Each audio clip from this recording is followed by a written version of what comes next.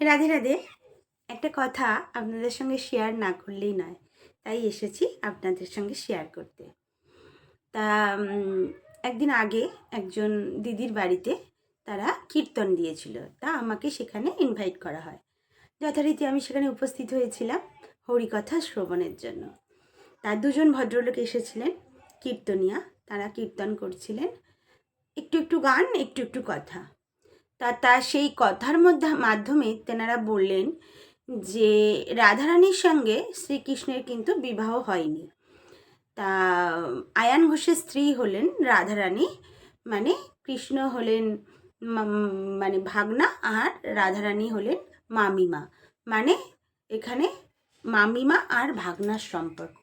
এই কথাটা কিন্তু আপনারা অনেকেই জানেন। সেটা হলো, প্রথমে লোকের মুখের কথা শুনে কোনো রকম উক্তি না করাই ভালো, তাতে কিন্তু আমাদের অপরাধ বেড়েই চলবে।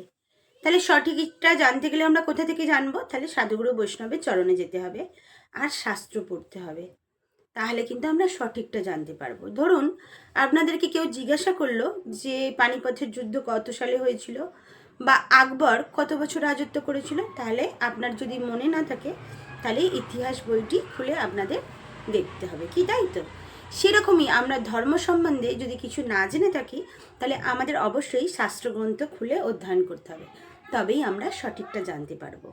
মুখে যেগুলো মানুষের মুখে, সাধারণ মানুষের মুখে যেগুলো শুনি, সেগুলো কিন্তু সঠিক না। রাধারানীর সঙ্গে বিবাহ হয়েছিল শ্রীকৃষ্ণের, সেই স্থানটি এখনও কিন্তু বর্তমান। বৃন্দাবনে আপনারা যারা গেছেন বা যারা যাবেন, তারা কিন্তু স্থানটি দর্শন করতে পারবেন। সেটা হলো ভান্ডির বন। সেখানে স্বয়ং ব্রহ্মা রাধা এবং শ্রীকৃষ্ণের বিবাহ দিয়েছিলেন।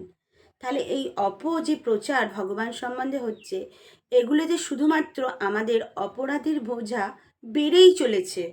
তাই আমরা যদি কাউকে কথা বলতে হয়, শাস্ত্রসম্মতভাবেই যেন বলি, কি তাই তো?